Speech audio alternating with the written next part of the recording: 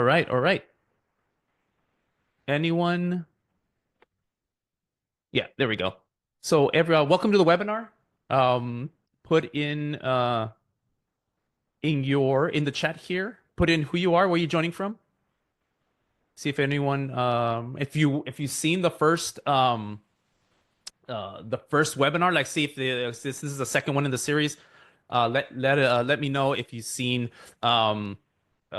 the first one, if you did your homework. If not, Angelica will drop the link there in the chat there. Portugal, Edinburgh. All right, Montreal, Switzerland, UK. Wow, Denmark. Yeah, we're really Romania. I don't think we've ever had someone from Romania join. This is really cool. Hi from London. Okay, yeah, I'll be in London for KubeCon. Hope to see you there too, Edgin. Again, thank you for joining this one. Edgin's very awesome, always joining. Atlanta, Great Atlanta from Brazil. Obrigado from Brazil. Thank you for being here. India. All right. Cool. Um, awesome. Oh, Steve Spiker. Hey, welcome, Steve. Awesome. Buenos Aires. Bienvenido. Awesome. Cool. Czechia. All right. We got a lot of people on. A lot of people from all over the world. Awesome. Thank you for joining. My name is Christian Hernandez. I am a Argo project maintainer and head of community over here at Akuity. And in this webinar, we're going to be going over Argo CD up and running. This is the second webinar in a series of 3 webinars. The first one we went over kind of generically GitOps and GitOps best practices for 2025. That was a very fun one. We got a lot of great feedback from that. We got if you haven't checked that out, go ahead and someone drop that link into the chat if you want to catch that. Always our videos go up on the on our Akuity YouTube page. So if you miss past ones, always check that out. Always turn on that notification, subscribe and get that notification so you don't miss any one of these. So the first one was about GitOps. This one I'm going to focus strictly on Argo CD. The last one was a lot of theory, mostly theory. This is going to be kind of a little change up. It's going to be a mix of kind of theory, talking about things, and actually having hands-on keyboard to demo some of this stuff here. As Edgin always says, we hope the demo gods will be kind to me, and if not, awesome for you because you get to see me debug live. So, but I hope me as a technologist hope that I don't have to do that, but we'll see. So, first and foremost, right? So, Akuity. So, a little for who we are. We're from our founders were the original creators of Argo, and then here at Akuity they developed Cargo, right? So the Akuity platform was developed by Hong, Jesse, and Alex over when they were at Intuit with the idea of taking those best practices of running Argo and GitOps in production, codifying that into a platform for a kind of complete end-to-end GitOps experience, right? And so Akuity comes straight out of the brains from the Argo and Cargo creators and maintainers here. So, and as I said before, this is a 3-part series. Thank you, Angelica, for dropping that YouTube link there. If you haven't checked it out, you're sitting here now about to learn about Argo CD up and running. The last part 3 in the series, part 3 of the series is going to be talking about Cargo and GitOps promotions and workflows. So, here, scan that QR code. I'm gonna leave this up here for a few seconds so you can scan that. If you don't take your phones out fast enough, Angelica was kind enough to drop that into the chat. So sign up for part 3 in the series. We're gonna round all this out by having showing how Cargo kind of unifies this whole experience, GitOps best practices, with Argo CD, using Cargo as that unifying experience here. And speaking of the last webinar, we've taken that video, right? And we created an ebook based on that video. So if you watch that video, great. If you haven't watched that, then download the ebook that has more examples and more information That last webinar was about an hour long, way too short to fit everything that I need there. So make sure you download the best practice webinar. Again, if you haven't taken your phone out fast enough, we have that link. Again, thank you, Angelica, providing that link in the chat. So, little bit of an agenda. Some things I'm going to be going fast over, and some things are some things I'm going to dive deep into. So here we're going to go over installation recommendations. I'm actually very, very opinionated on installation recommendations, so I would love to see some chat here. And then there's going to be some after going into installation recommendations, we're going to go to repository considerations, like what to consider when setting up repositories with Argo CD specifically in mind. We're going to talk about application syncing. So kind of like best practices and kind of tips and tricks on application syncing. We're going to go through application sets, and then we're going to go through probably the most common question that I get about application dependencies, how to formulate application dependencies, and how to deal with those. I actually ran into, I just came from a community meeting where I was demoing something and I actually could have used some of this advice, used my own advice. So this is very, very topical. So installation. So there's a few ways of installing things, and the reason you're gonna get surprised is because I am a big user of Customize. I've used Customize a lot, and I only use Helm when I have to. But you'd be surprised what I recommend here. So there's a few ways to install Argo CD, right? There's the raw YAML. I think most people that get started with Argo uses the raw YAML. The documentation page is they're getting started is pretty straightforward. kubectl create namespace Argo CD, kubectl apply this large manifest, and off you go. There is the Helm chart. This Helm chart is in the Argo project repository there, and then there's an Argo CD operator that is largely maintained by Red Hat. They have an OpenShift version, but they also have a community version as well that people use.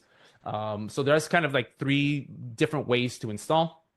There's other ways to install that is kind of like a subset of these, right? Like most people use Terraform to install Argo CD, which I believe in turn just either installs the raw YAML or a Helm chart anyway. But Terraform is yet another way of doing it. So when you're installing, there's a few considerations to take into whether you're doing an HA install, right? You want to do like a highly available install, right? You want to be HA from the get-go.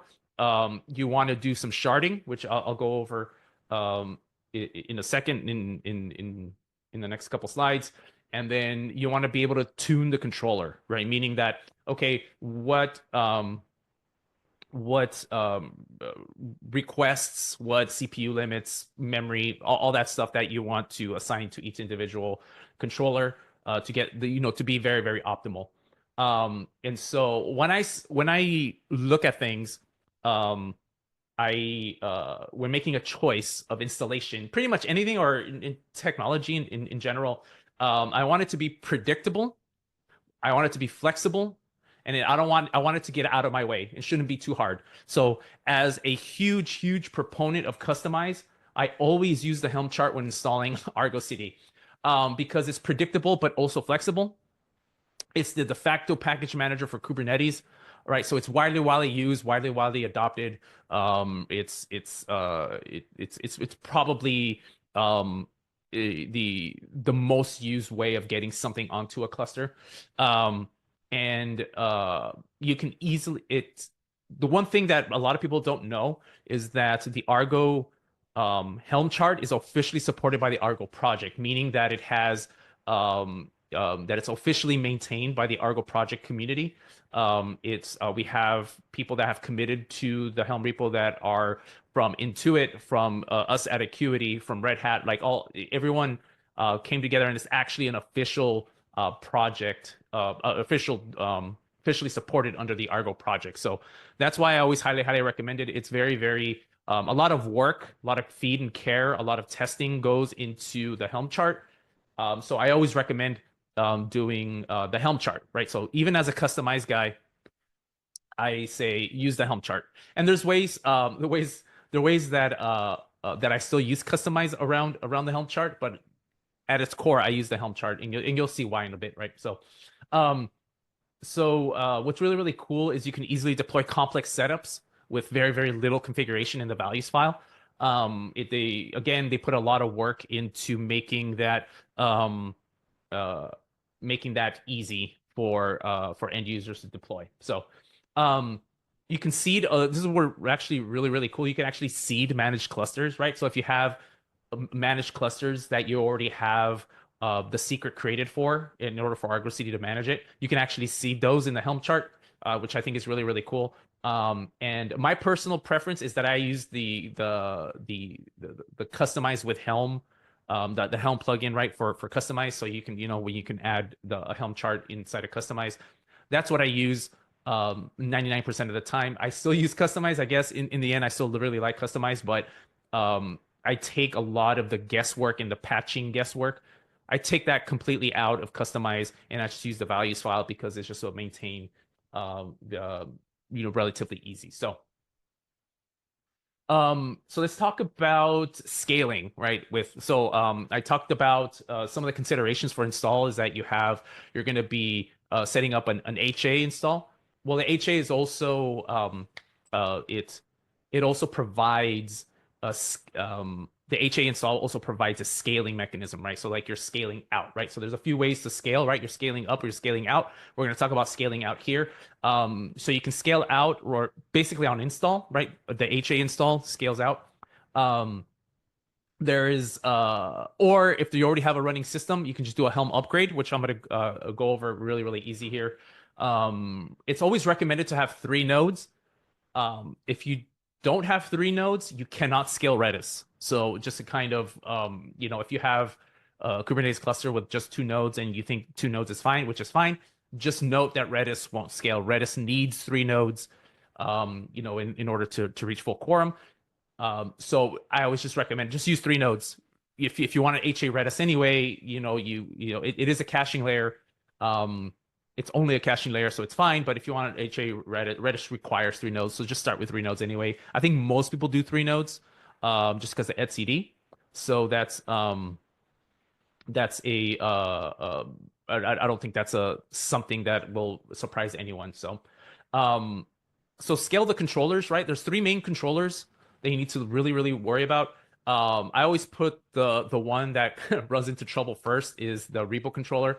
Your repository controller is probably one of the ones that you always consider scaling out.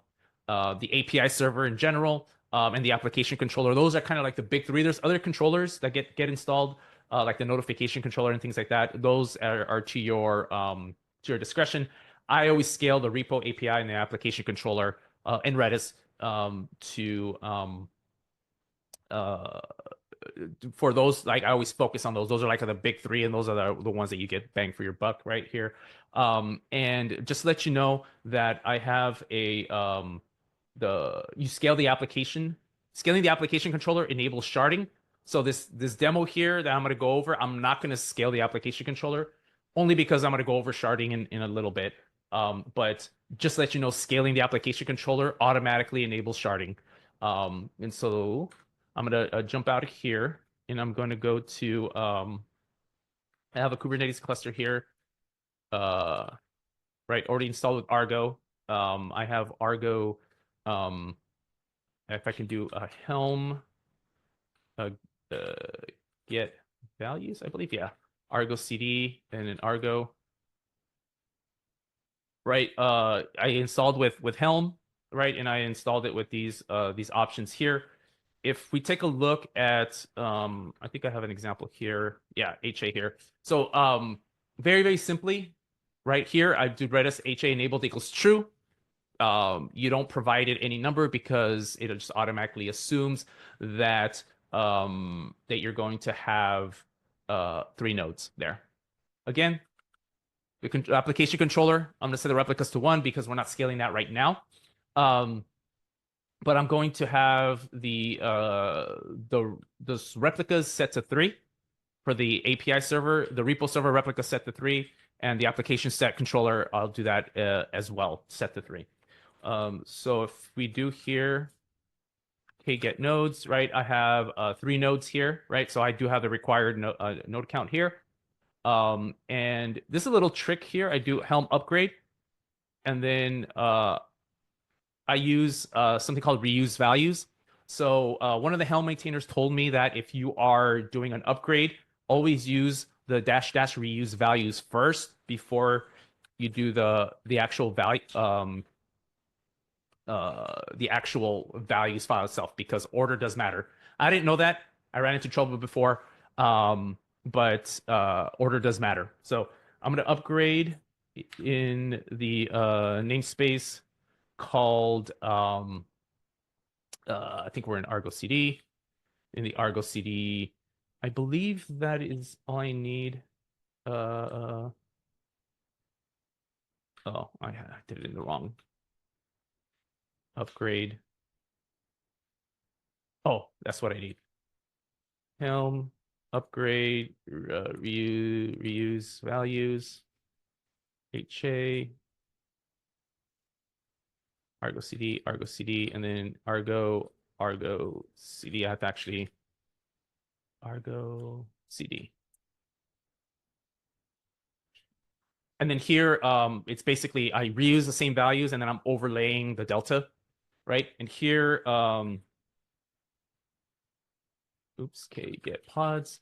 All right. So going back here, so to answer the question here, so someone asked like when is an indication to scale my repository is or which component, right? The first indication is what you'll see is the fact that the repo server. So the repo server will be probably the first thing that will give you trouble. Only because of the way the repo server works, right? And usually when people start with Argo CD, they use a mono repo, and I'll go over repo considerations later. But if you are scaling the if you're looking for something to scale, you're gonna see the repo server become very, very busy, and that'll probably be the first component that I'd use to scale. So that is the answer to that question here. So the next one here is scaling out. And so again, sorry, scaling up, right? So again, you can scale up on install or scaling up on when you're doing a Helm upgrade, right? And so when I come back here, really, and this is something I know people are going to ask me to share this as soon as I say this out loud. Um, and I don't have it anywhere, so I apologize if you are. I will have this on a gist, and you're gonna get an email after this with a link to this. But these are actually the recommended way of doing where to start in terms of scaling up. These are like the recommended kind of first go kind of best practice, and I actually got these values from Red Hat, and so these are kind of like a good baseline to install. Again, you can set these up on install, or you can use, again, like I said, Helm upgrade to run to do this on an already running system. So same command as the other one. Helm upgrade, reuse values. Again, reuse values, always do that first, and then provide the new values, and then it'll set these values up. And so again, I don't have this in any other link. I know I'm going to get asked for this link because these are the values that I think are a good baseline to start with. And so let me go back here. So again, I apologize. I don't have those values. I'll have that in an email coming out after this webinar. So the next one is sharding, right? So sharding here. So sharding in Argo CD, basically you are when you scale the application controller. Remember when I set this to when I set this control replicas to 1, if I set this to 2 or 3, for example, it'll spin up other application controllers and it'll automatically set up sharding for you. Um, and so, which is very, very powerful. So it'll have each pod represents a single shard, right? So you'll have a shard. So if you scale it up to two, right, you'll have shard 0 and shard 1, right? And that'll be it's a stateful set, so you'll know which shard it is with the dash 0, and the other one will have a dash 1 on it. Um, and the application controller sync operation happens in each shard, right? In each pod, essentially. So if you have three, you have basically if you have three nodes, each node has, you automatically gain that compute to do that sync operation. And it's cluster scoped, meaning that it is not application per application. Like you can't assign a specific application to a specific shard. It doesn't get that granular. It gets basically an application, each cluster that you're managing gets assigned to each shard. So really the best practice here is that if you have multiple shards, you're gonna have to do, some math or some investigation. A lot of people do an application, they spin up a shard per managed cluster. Some people have a static set of clusters that they manage, so that makes total sense.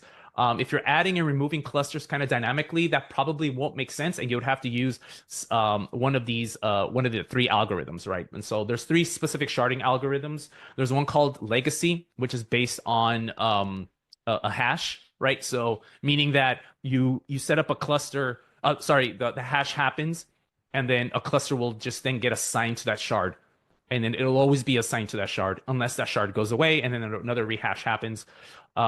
There's round robin, right, which is more uniform, which basically is like it'll choose anytime you add a cluster, it'll choose an existing shard. That will produce a lot of resources, right? It'll consume a lot of resources since if especially if you are adding and removing a lot of clusters like frequently in Argo CD, because that hashing has to happen. And then there's something called consistent hashing that is actually very, very alpha. Consistent hashing will constantly assign a shard to a cluster, meaning that like I forget what the interval is, but at every interval, cluster can land on a different shard, right? And it tries to be more uniform that way. It's very, very alpha. There's actually a great blog written by the Canoe community, right? So which is started by AWS, and there was a blog written by Michael Crenshaw, which is one of the Argo CD maintainers, about some testing they did that I recommend looking out for that. What's really, really cool is that a cluster can be manually assigned and forced to a shard. So the way you do that is basically when you create your cluster, you just assign it a shard, right? So you can force a shard to a specific cluster. So this is this is cool because, like, let's say you have different environments, right? You will have maybe one shard for dev, one for test, and then maybe like two or three for production.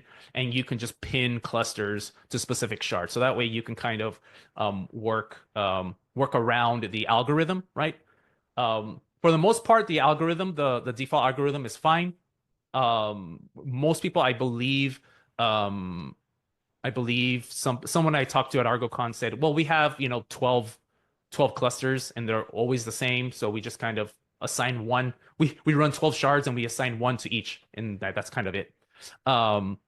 So for me in the future, I would like to see this application specific, but sharding is a way to, especially at install, sharding is a way to not only for like performance tuning, but also kind of just to separate and aggregate those workloads. So those sync operations, you kind of take care of yourself in that noisy neighbor situation. So you can do that with sharding. So So repo considerations, right? So we moved on. Things to take into account when you're setting up your GitOps repository for Argo CD specifically.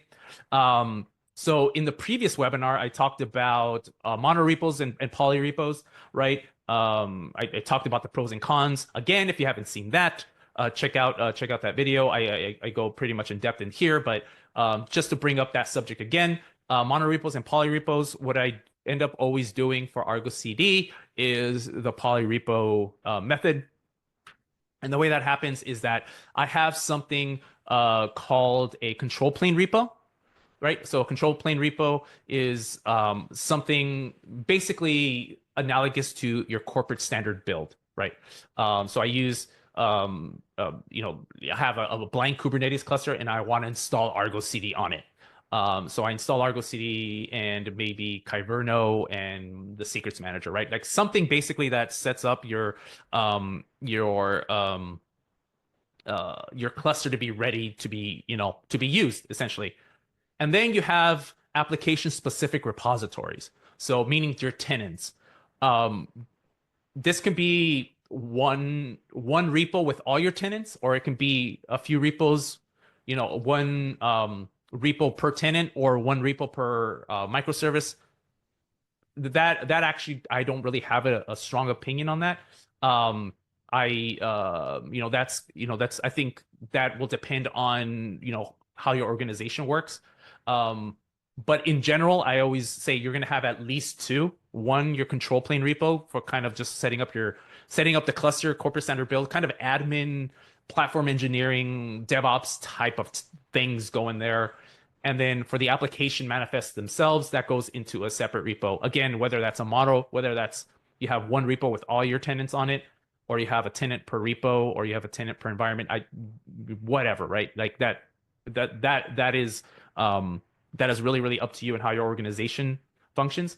Um, another thing to take in consideration, and this is something I got from Intuit, speaking of the folks at Intuit, you actually they could be, they use three repos and the cluster add-ons is actually its own repo. So you have the control plane repo to kind of do a baseline install. Then you have your cluster add-ons, right? Like I was saying before, like Prometheus, what it was the secrets operator, Kyverno, things like that, right? Cert manager, that like cluster add-ons can be in its own repo. I've seen that happen before. I actually just technically just use two. I use my control plane repo when my cluster add-ons are a part of that. But you can also split that out. But the central idea, the central thing here is that you're gonna have many repos, right? So and the reason for that is there's a few reasons. There's a the repo server for Argo CD runs when it runs a sync operation, or when it runs a refresh operation, it's actually one controller or one process that does that. So if you have everything in one repo, even changing a small microservice will affect all your applications. And you don't necessarily want that, right? There's ways around that, right? There's actually other tunings that you can do. We won't get to that in this webinar. That can help the people that are using monorepos, because monorepos is a totally fine way to do things. But there's like some performance implications there. And so a lot of us have, including myself, when I've used Argo, I've separated out things, not only just for performance and for considerations, but also just because, tenants are running differently, right? In different environments, right? One group, right? One tenant releases often versus another tenant doesn't release as often. So their repos should probably be separated. So, also a good practice is to, talking about a control plane repo, is you actually using Argo CD to manage itself. I actually want kudos, I'll give myself some kudos for finding that GIF, because this one made me laugh, because this is basically what's happening. And basically it's like having Argo CD manage itself. And you store your, not only just having Argo CD installation, but like store configurations like apps, app sets, projects, all that stuff, right? For to have Argo CD on the system. you can GitOps the values file, which is like always a good thing, right? You can have that version. You can have like version immutable, stored in Git. You can kind of clearly see how Argo CD is installed on your system by looking at a Git repo. You can utilize things like customize in Helm, right, to patch things up. Bootstrapping is possible this way. I've done bootstrapping. Um, but Terraform is probably easier to do the bootstrapping, to be honest with you, or Pulumi. Sorry, again, I know you're watching. Or Pulumi to some sort of infrastructure as code tool to install to actually install Argo, but then hand the management of Argo off to actually Argo. But I've done bootstrapping with in this method as well. So I actually have an example here. Um, yeah. So I have an example here. Oh yeah, look, someone is using Pulumi here. I have that example, and it's a way to basically I can kind of show you here. I have a customization, which again I'm using a Helm chart for the customization. Let's make this a little bigger. And then I am specifying this values file. Again, I'm getopsing all of this here. I probably wouldn't do this. I wouldn't store the Argo CD server admin password here. I would use something like external secrets. And so I have that that in a control plane repo, and basically building from that bootstrap directory. I have installing the Argo systems, and I'm installing the Argo CD application, right? So I'm using Argo CD essentially to manage itself. So I have that in a control plane repo. You can check that out. I put that in the chat. I will Angelica probably captured that. I will also send that information as well in the email following up. So next up is application syncing, right? So you have you have Argo CD installed. You have your Argo CD installed. You have your app setting, your apps installed. You have your tenants all set up, right? You're humming and going, right? So what options do you have when you actually sync an application, right? And so there's two ways to customize your application syncing, or how Argo syncs an application. There's resource specific application tunings, right? So there are things that are for specific resources, like a deployment, and then there's like kind of a global for your entire applications. So our application specific is done in the sync options. Field in the application specification. So, and some of them you can do on both, and some of them you can't. So I'll go over how you find that out in this next few slides here. So the application specific um, uh, sync options here. This applies to the application as a whole. So if you think of the application as a whole, so if you're deploying like a deployment, a service, and an ingress, for example, note that the sync options you set in the application applies to all those three objects, right? All the objects. You can think of it as like kind of like a global setting. Some of them actually, some of these options are specific to kind of how Kubernetes handles the syncing, right? Or like the object management. A lot of them kind of bleeds down to the actual resources itself, right? So and usually you use the sync options when you want to do things that encompasses every object in your application, right? You want something that just kind of be like, like for everything here, I want it to apply for everything here. So my favorites recommendations is create namespace equals true. Like I absolutely love that. There's actually people out there that don't like this. Me and Gerald from Red Hat, we always get into a spirited conversation about creating namespace equals true because we both have strong opinions on that. I always like the reason I like doing it is because I don't want to manage namespaces in Git, because I usually have an application going to multiple namespaces, right? So I have, let's say, an application, and I want it to go to a specific namespace in one cluster, but another namespace in a different cluster. That happens all the time for me, and which is reason why I use create namespace equals true.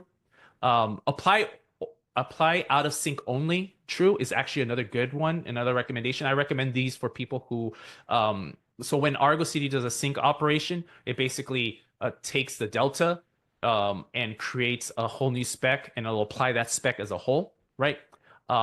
So using apply out of sync only equals true, meaning like just only apply the things that are out of sync, right? Like if I only made a change to the deployment, I don't want it to necessarily sync the service once again, even though it's kind of even though no change will happen.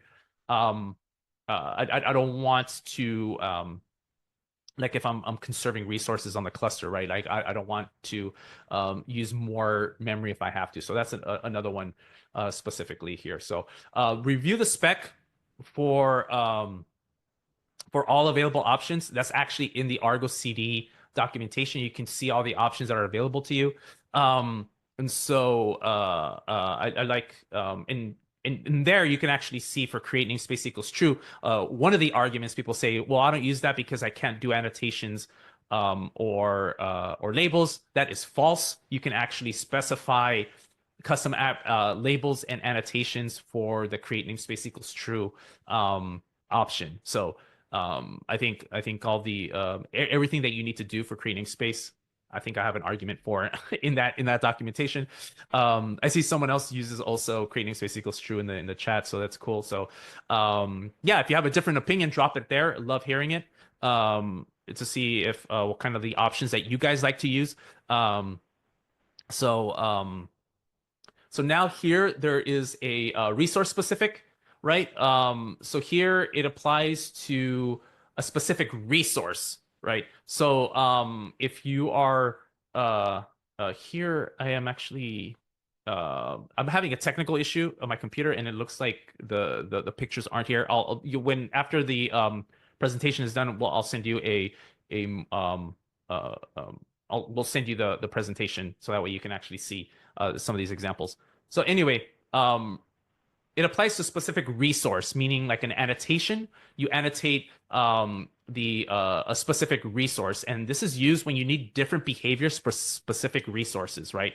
So for example, some of the popular annotations that you could write is prune equals false, meaning that when Argo CD deletes, like if you have a finalizer set, when Argo CD deletes an application, it deletes all the resources, and maybe you don't want that, right? Maybe you want the namespace to stick around, or a particular volume, right? Persistent volume claim or something.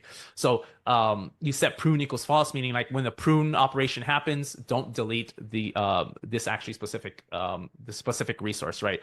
This usually happens when there's like an out of band change, right? There was an out of band, like another controller or something created an object that Argo CD doesn't know about. Argo CD goes to prune that because you're doing GitOps.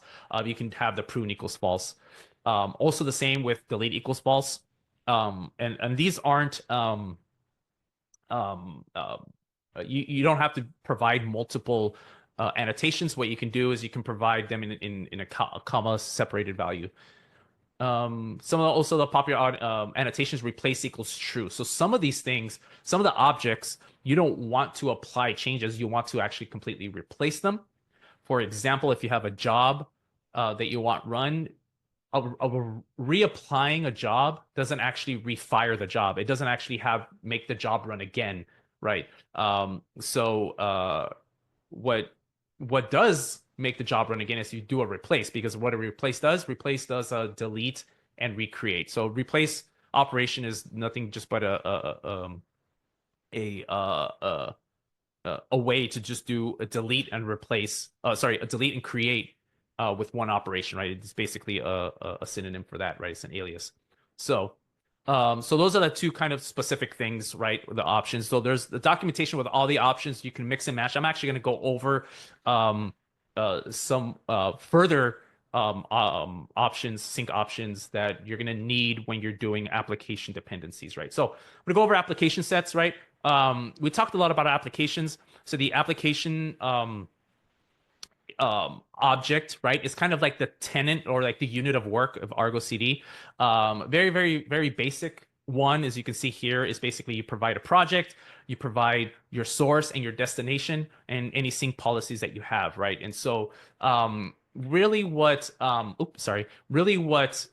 the challenge with this here is that it's really one-to-one if you think about it, right?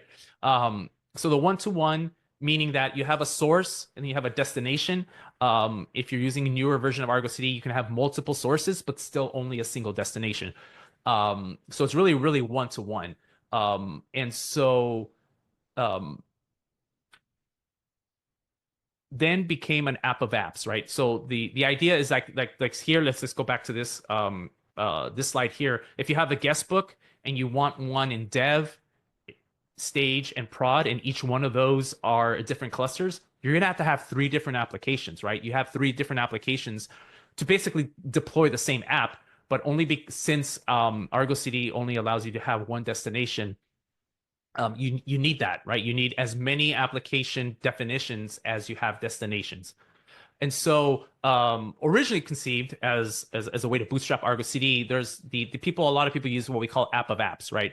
So, it's basically an Argo CD application that consists of other Argo CD applications. So if you think about Argo CD deploys Kubernetes resources, the Argo CD application is a Kubernetes resource. So you can actually use Argo CD app to deploy apps. So app of apps, right? An application of app.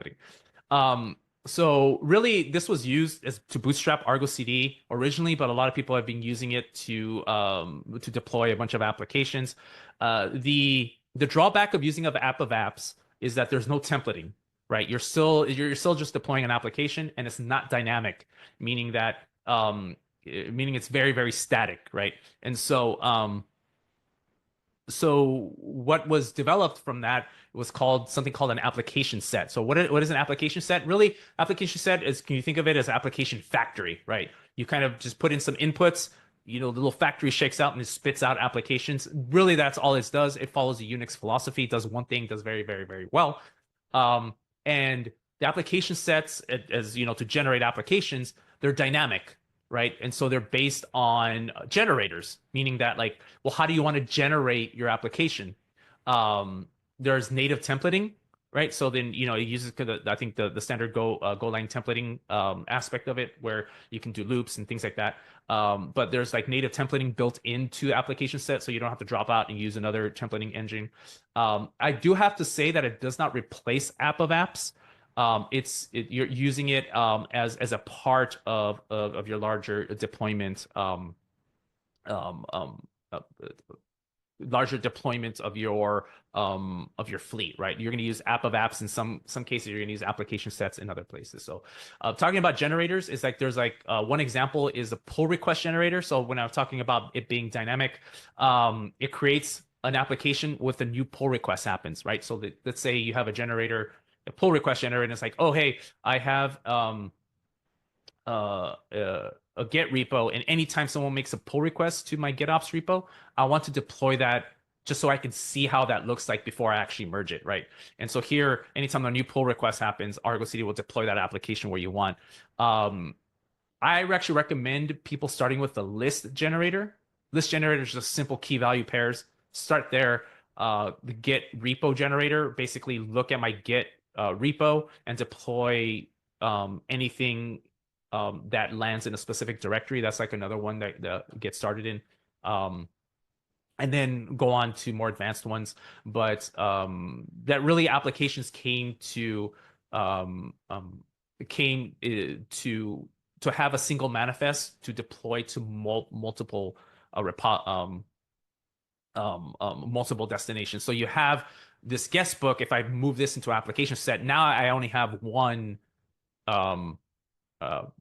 one YAML, right? An application set instead of like 3, 4, 5, or 6, or depending on however many destinations I have, I can actually template that out. So, and then on the heels of that, and then, since we're coming quick on time, I'm going to go over application dependencies.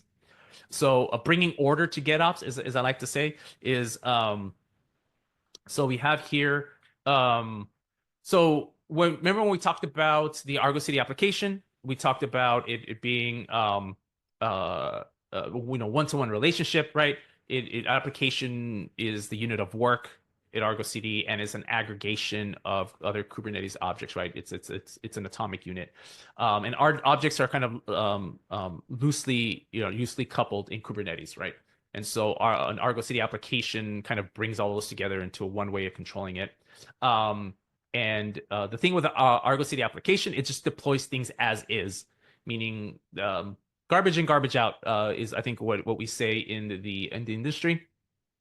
We deploy the resources as is. So the way it comes in Helm is um, the way it comes into Helm and customize is the way it'll get applied, right? Or if you have just kind of like simple YAML, like bare YAML without customize or anything like that, it'll deploy the resources as is. And um, so what we have is something called sync waves, right? So for those that you don't know, sync waves is basically it's a built-in order of deployment for Argo CD. So if for whatever reason you need something to get applied before other things, I think the most common thing is like a CRD before the CR gets applied. But this is a way to do it, right? And so sync waves further customize the order, right? There's a built-in order in customize. There's a built-in order in Helm. You can further refine that with sync waves, right? Someone commented database migrations. Another perfect example of this here is that you have it goes basically in order 1, 2, 3. It's number based. You can do negative numbers, right? The lower the number, the higher the priority, right? So -1 will come before 0, and then 0 comes before 1, right? So it gets applied in the order, and the lowest number gets the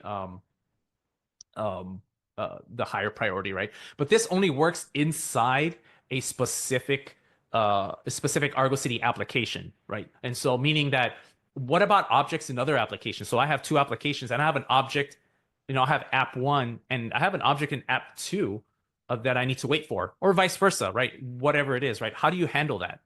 And so this is where application dependencies conversation comes in play. This is something I get asked about a lot. So how do you handle deployment of an application that has dependencies on other applications? There's three main ways to do it. One is eventual consistency, right? Which is, I believe, which is what I try to do a lot of the times. I think what the Argo project, our Argo CD maintainers also push people to try to go to eventual consistency. There's the app of app patterns, which we discussed a little earlier. I'm going to go into how you can use that for application dependencies. And then there's this new feature in ApplicationSets called progressive sync. But there are some best practices prerequisites to go over. You can't just simply put in these things in place and expect them to work, because there are some things you need to do as a Kubernetes administrator before endeavoring on this here, right? What I mean that is that you set up your probes, right? I feel that I still have to say this nowadays, but your readiness and liveness probes for your deployments, stateful sets, whatever, those are very, very important because that's how Argo CD views your application to be ready, right? Without readiness and liveness, as soon as that deployment gets applied, Argo CD considers that healthy, and it may not necessarily be healthy. It may take a while for your Java applications to spin up, right? Or or it spins up very quickly, but it has to do some sort of setup. So set up your probes, set up your readiness and liveness probes. That'll help a lot when you're doing application dependencies, because Argo CD relies on the health of those things. So Argo CD application resource health checks. There Argo CD relies heavily on Kubernetes for its health, but you can further refine that health. What constitutes an application being healthy? So these are things for unknown CRDs, right? Like if you're writing an operator, right? If you're writing a Kubernetes operator or something, and it's just like an unknown CRD, you're going to have to write some of these health checks. These health checks are written in Lua. You can write those here, or you can extend existing ones. I recommend if you're like a new ISV, if you're a new vendor, you submit a PR for those health checks to the built-in Argo CD ones. But for those that are writing it for just kind of internally for your own teams and stuff like that, remember you have to write these Lua scripts in order for Argo CD to know when something is an application resource is healthy, right? So these are especially true for unknown CRDs. And then lastly, something I don't agree with, but the the Argo CD application resource health check for the application itself, for the application CRD itself, is actually not enabled by default. You need to enable that health check, right? And this is true whether you're using app of apps or progressive syncs. You need to enable this. It's not enabled by default. The Argo CD controller doesn't know how an application is healthy. So the issue is 3781. We're going to have Angelica is going to post the link to that issue shortly. But what's really funny is I did a presentation about this, and the guy that said I disagree with the reasoning, and the guy that actually wrote this came up to me and goes, "Hey, by the way, I'm the guy." And he honestly told me that he sort of regrets filing that issue, but for whatever reason, it's still there. It's still disabled by default. I might actually put in a request to enable it by default for Argo CD version 3.0. We'll see. So first, tell you have relying on application inter-application dependencies is just rely on eventual consistency. So there's a few ways to do that. And anytime I say eventual consistency, I get a pushback to saying, well, what about CRDs? It's like, I got you, because that's no longer an excuse. You have this annotation called for a sync option. Remember I said there's other sync option. There's this really cool sync option called skip dry run on missing resource, meaning that don't perform a dry run when you're submitting a resource. Just basically fail gracefully, essentially. And this is true if it's trying to apply a CR before a CRD. If you don't have this annotation, that'll never work. But if you have this annotation, it'll the retries will kick in, which I'll explain a little bit in a minute how to set retries.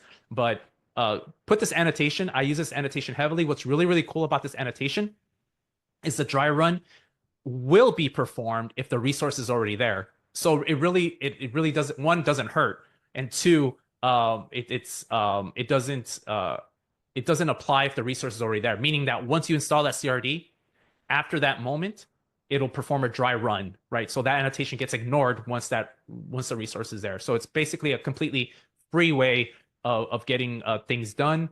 Doesn't hurt. It only helps. You might also need validate equals false. I never have needed it. I've read in some cases I haven't ran into it. I will be very careful using validate equals false because basically it doesn't perform a validation of your YAML. It'll just try to apply it as is. And if there's an error in your YAML, it'll never work. So approach that one with caution, but you may need it in certain situations. I haven't ran into situations where I need it, but I've always used a skip dry run on missing resource. And the retries, right? So there's a retry limit. You can set a retry. You can even do retry limit of -1, meaning retry indefinitely. But with setting up the retry limits in your Argo CD application and setting up your skip dry run missing resources equals true. And if you have all your prerequisites, right? Remember all of this is true, no matter what. If you set all of that up, eventual consistency will probably work out for you. It may be a little annoying. It may be you're sitting there forever for things to be eventually consistent. But this is kind of like the idea of GitOps, the idea of Kubernetes is eventual consistency. There's just certain situations though that eventual consistency doesn't work. I ran into that as well. Things like I guess with service mesh, right? I ran into the issue of having my application come up before Istio comes up, and then the sidecars never get injected ever. So I actually have to go in and manually delete those pods and then they come back up. So in that situation, eventual consistency would never work because I'm waiting for those sidecar pods to come up. So in that case, I actually need Istio to come up before my application. Like that's like a situation I ran in. There's also databases, things like that. So try eventual consistency. That should work for most things. I would say 80%. But there are reasons to use things like app of apps and sync waves, right? So again, app of apps is mainly used for bootstrapping, so just kind of keep that in mind. I always beat that into people's heads because they want additional functionality, but that was never the original intent for app of apps. But since Argo CD consists is deploying other Argo CD applications, you can actually use sync waves, right? So you can actually have one app deploy first, wait until it's healthy, then the next one, and then the next one, and then the next one. Just sort of exactly how you think sync waves work. It's really, really simple to get that set up, right? Again, make sure the health checks are in place, make sure your resource requests and limits are set. Once those are set the sync waves of the app of apps. So and again, remember, application health check for application is crucial. So and then the third option is kind of new, where this is in alpha, but I'm trying to push it into beta, is that the application sets creates remember, application sets just creates applications, but sync waves don't function within application sets. So like if you try to put a sync wave annotation or a label on this, it actually doesn't work because there's no overarching controller observing it, right? So there's a new thing. It was actually written and donated by Indeed. So thank you to the folks in Indeed. Is that they wrote something called a progressive sync, right? So all of this is basically says is that is a way to control. First, it was originally written a way to control how the applications get generated, because for those that are into networking, right? You know what a broadcast storm is, right? So for those of you who don't know, it's like basically when switches have to set out a broadcast, so a way to assign IP addresses to specific MAC addresses, right? And so if the table is cleared, you can imagine thousands and thousands of switches broadcasting all at once, grinds the network to a halt. Similar idea coming up to applications. If you have thousands and thousands and thousands of applications being deployed all at once or synced all at once, it causes slowdown on the system. So progressive syncs was a way to kind of control how much, right, in terms of percentage. It's like release 10% and then 20 and then 30 and then 40, so that way. But then they added the ability to add steps, right? It's like, okay, well, first in this example here, first set up, first deploy the database. The next step, deploy the backend, and then finally the last one, deploy the front end. Very, very simple. Very, very very similar to a app of apps with sync waves, but this is now built into the application set. And so so that's a way to kind of like order things. And there's other values and things like that you can set up to control the burst rate and things like that. So but things to keep in mind, this is alpha. So this is an alpha feature. So I haven't, there's very, very few issues on GitHub around ApplicationSet progressive syncs, but it's still technically alpha. Again, I'm trying to get it into beta for the past few months or whatever. There's very just low hanging fruit to make it into the beta state. So it is actually, people are using it in production still, like today. So but it is alpha, so things might change. It needs to be enabled, so it's not enabled by default. So you actually have to go in and enable it in the application set controller. And then auto sync is disabled. So what does that mean? If you have auto sync set on your application, the application set will disable it. It doesn't even care if you have it set. If you have it set, it'll override it. And that is because the sync operation is now totally controlled by the application set controller. So that needs to keep in mind. That trips people up. It tripped me up when I first started using this. But auto sync is disabled. So as soon as you enable progressive sync for a specific application set, that specific application set, its child applications are disabled. So just kind of something to keep in mind. So we are a little bit top of the hour. So just real quick to summarize, remember, liveness, readiness probes are important. Application sets are important. Use app of apps progressive sync for application ordering if you need to. And there's this depends on feature. Yeah, very, very similar to the Flux depends on feature that's been kind of open for a while. So if you want to track that, that is feature request 7437. There'll be a link there pretty soon. But there's a feature request to set up a depends on natively into the application controller. You can follow that and see where that ends up. So that's not all, right? Things that was just like not enough time to cover that I really, really wanted to cover. So stay tuned for future webinars. But like things like ignoring differences is a big topic. I think very, very important topic. Tenant management, right? How to with app projects, right? We talked about projects a little bit here, but like really how to manage your tenants with app projects. SSO and RBAC, other things to research. Config management plugins is another big topic that we're just not going to have enough time for. Sync windows is another important topic. And environment variables and parameter overrides when deploying applications. That is something, just things to research, things to look out for, things that I will probably cover in a future webinar, more and more advanced features here of Argo CD. So with that, I want to thank you.